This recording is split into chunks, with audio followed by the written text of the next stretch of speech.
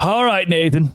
BYU, Utah. It is the biggest rivalry in the Big 12. Any given year, it's a top 5 rivalry in college football. I truly believe that. And Brett Yormark had an opportunity to put this rivalry on Rivalry Week. Instead, he opted for Arizona State to represent the conference.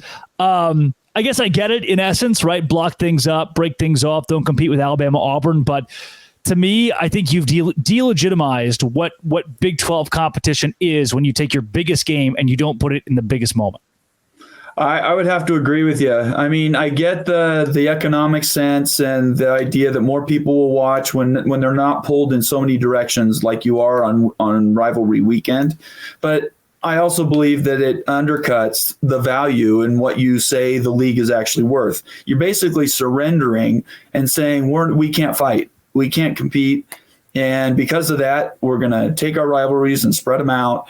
And yeah, I was disappointed. I think most Utah and BYU people were disappointed. We expected it to be a big challenge, maybe the day after Thanksgiving, and compete against the Texas A&M game, or compete against Auburn, Alabama on Saturday. I don't know, but I was looking forward to that. And now it's at the 1st of November, and whatever that looks like, I don't know. Maybe they'll decide after this year that it wasn't the win that they thought it would be, that they weren't going to get as many people, even though Alabama that weekend would only be playing against Ole Miss. But look, the Big 12 is always going to be stepping up and fighting against those bigger conferences. Those bigger conferences almost every week have something you can compete and say, that's a rivalry. So, yeah, I don't know. Time will tell. Well, the TV numbers will really dictate what happens with that. But I think putting in surrendering it so that it's not at the end of the month in November, it hurt my heart a little bit. To me, Nathan, the Big 12 told us there is no XYZ way, no algorithm, no formula for how the games were slotted. The only thing they wanted to do was stay away from the big matchups in college football and try to uplift the Big 12 on weekends that didn't have big games in the SEC or the Big 10. But if that's the thing, if there's true autonomy for your scheduler, they can do effectively whatever they want except for put games on Rivalry Week. I think BYU and Utah is different. Those two fan bases themselves are different. They would carry any weekend, but especially Rivalry Weekend, when you boil down to two teams that could very well be competitive in Big 12 football and have been historically competitive. Look, Arizona State won New Year's Six Bowl between the two of them. We're talking BYU, Utah, passionate fan bases and a great rivalry. If we're free to make our own decisions in making the schedule, that seems like the game in this conference. I don't know what they're thinking. I mean, why bring in Utah if you're not going to maximize the effect of the Holy War? Why try to take that and use it as a duplicator or a massive multiplier to bring in new fans? It was a great opportunity to highlight something that would show the world on top of the Big 12. This is what our brand can do, right?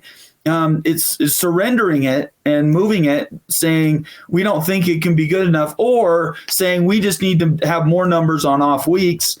I think that's a cheap way to go about it. It doesn't make me happy. I don't know. I haven't met one person that said, yeah, that was my first choice to have it in the first week in November. So I don't know. It's out of my hands. They didn't ask me, so. Right. Instead, we're showcasing TCU in Cincinnati that weekend. Don't get me started. Show the country. Week, I might not even watch any football. Yeah. Nathan, before we let you go here, the schedule as a whole, were you happy, unhappy? What did you, because there were a couple teams who have, 6 road trips in 8 weeks. What did you think about what Brett Yormark rolled out? You want to be honest? To be honest, I think he made the schedule for Utah the easiest that they could possibly do. Utah has the easiest path to the college football playoff, and I think Yormark knows this.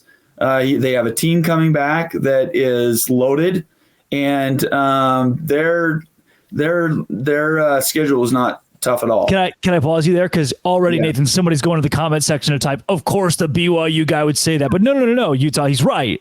And that's okay. It doesn't dilute how good Utah is. But if you look at the schedule, it's the easiest one in the Big 12. It really is. Their only tough game of the entire year outside of BYU is they have to travel to UCF on the last weekend of the year.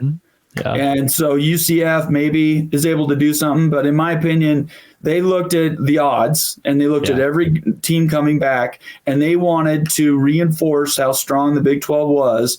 And in doing that, they gave them, of all the schedules they could give them, they gave them the easiest. And I would challenge anybody, there's my name on Twitter. Find me, send me a message and tell me why Utah's schedule is justified against some of the ones that BYU schedule is horrendous. Yeah. BYU has one of the most difficult schedules in all of college football next year. So, and I know that's going to happen from year to year, but yeah, I just here in Utah, people just shook their heads and go, okay, we know what's going on there. Yeah. I actually think that 10-1 or 11-0 Utah, I do believe they'll be good and the schedule's easy enough, will go into Orlando and lose. I think that it would be very Kyle Whittingham to have already locked in a spot in the Big 12 championship game and then just lose to UCF on the road where you're favored by 7. But we'll see how it all shakes out, Nathan. Between now and then, you'll be covered it very closely with all your work from YouTube to Twitter to you name it. Where can people find what you do day in and day out? Big 12 Mafia on Twitter. We've also started a college football mafia. You can put those both in and they'll pop up. We're covering all things Big 12 and college football in general. We cover realignment. We cover news. Like we just talked about legislation, House versus NCAA, and these other things that most people don't pay attention to. They just don't get into the minutia. That's what my team does. And the guys on my show really understand what is going on. And we look behind what is normally reported, and we give you stuff that hopefully maybe nobody else could provide. And we don't tell you what to think. We provide the data and then allow you guys to join in the conversation. So I invite everybody to follow me there at Big 12 Mafia, at B12 Mafia on Twitter, or just type in Big 12 Mafia on YouTube, and it'll take you right to us. And anytime Nathan invites you over for steak, he makes a hell of a ribeye, so you better accept it. That was good meat. That's true. It was good. It was good.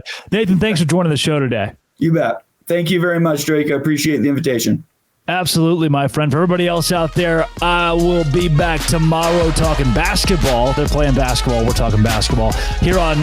Thanks for making it your first listen every single day. Locked on Dose Grande.